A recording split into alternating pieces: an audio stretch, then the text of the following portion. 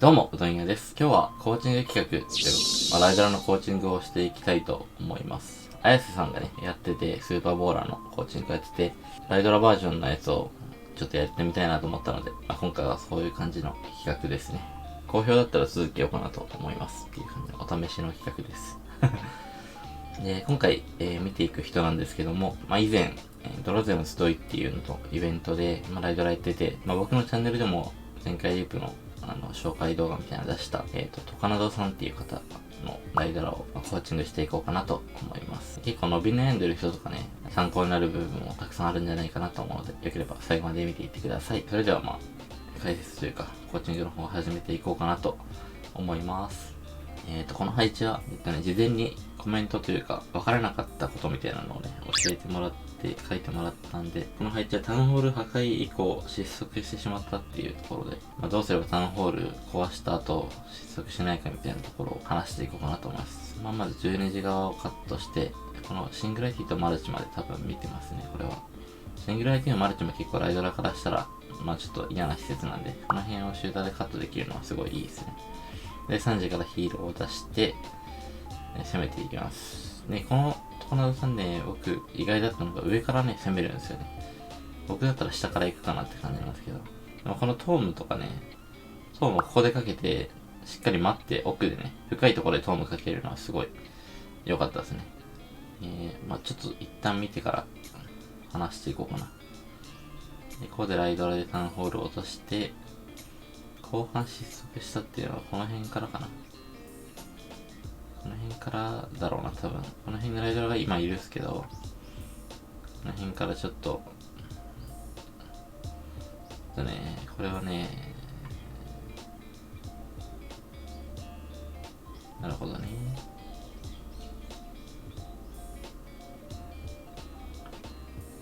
ここでもうライドラがね、いなくなっちゃったんですよ。はい。じゃあまず順番に。後半失速したのは、2個理由があるかなと思ってて、僕の、この配置をね、パッと見た感じと、さっきの攻めを見た感じで2個理由があると思ってて、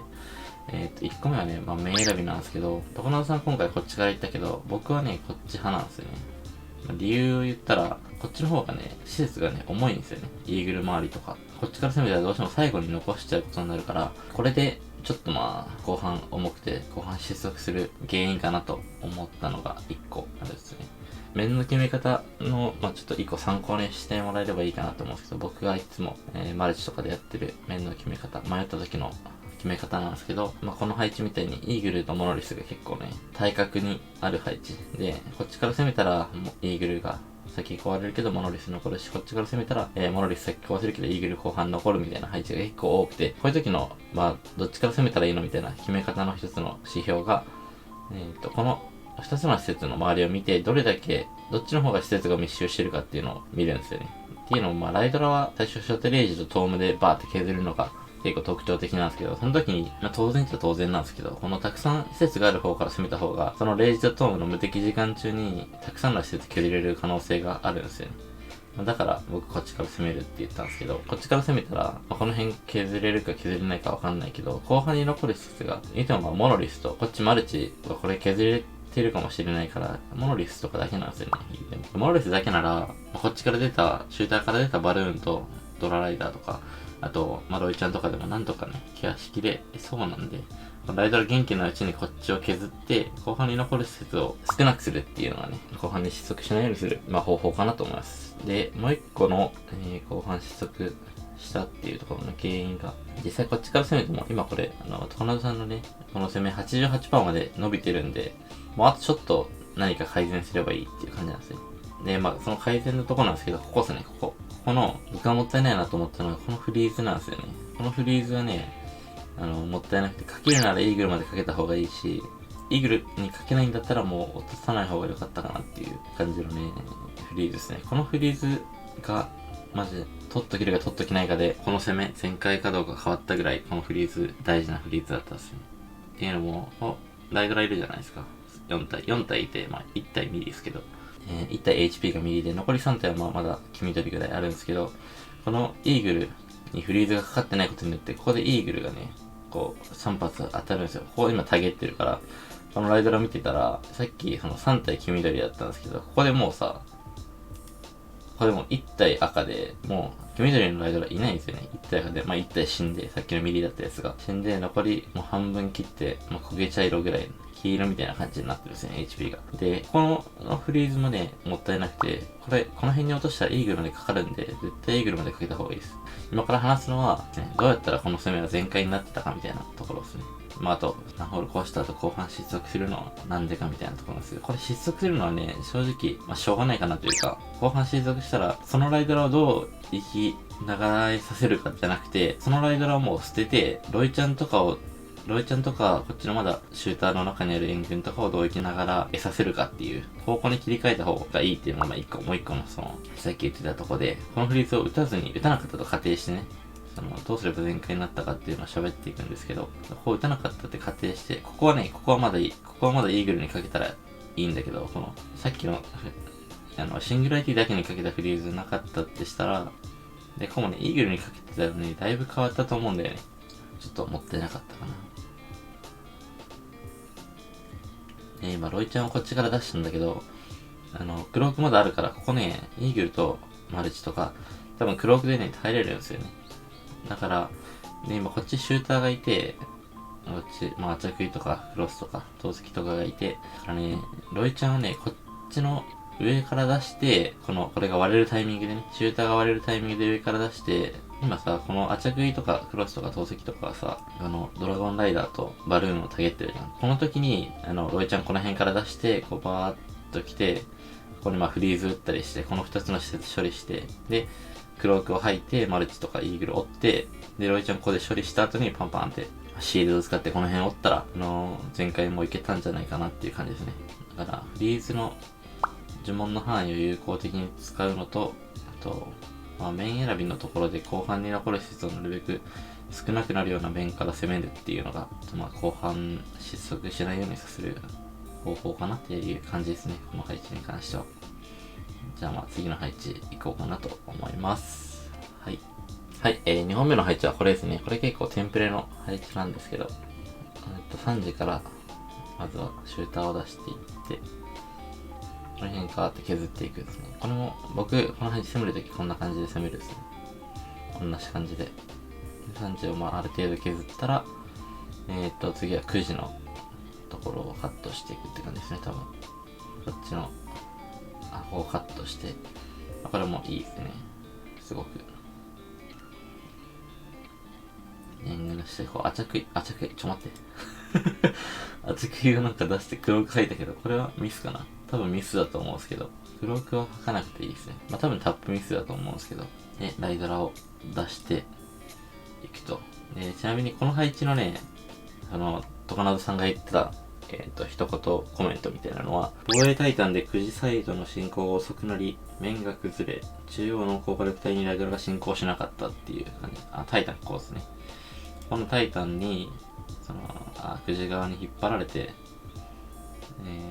ライドラが高火力帯に行かなかったっていう感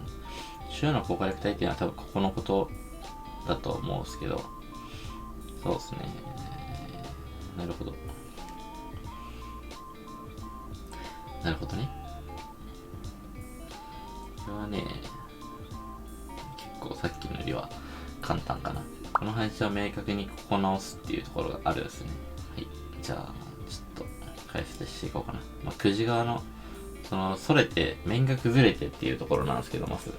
この配置はね、ライドラの面ここで出すじゃないですか。で、今ここで出しちゃったら、こうね、ちょっと進めたらわかるんだけど、この時点でさ、もう、この中央の高火力帯に向かわないのよ。ここだけでね。ここに向かう未来がね、ないんですよね。わかるかな？ここで今、アチャクがラボ壊したから、もうはっきりわかるけど、で、こことここの施設も結構ね、軽いんですよね。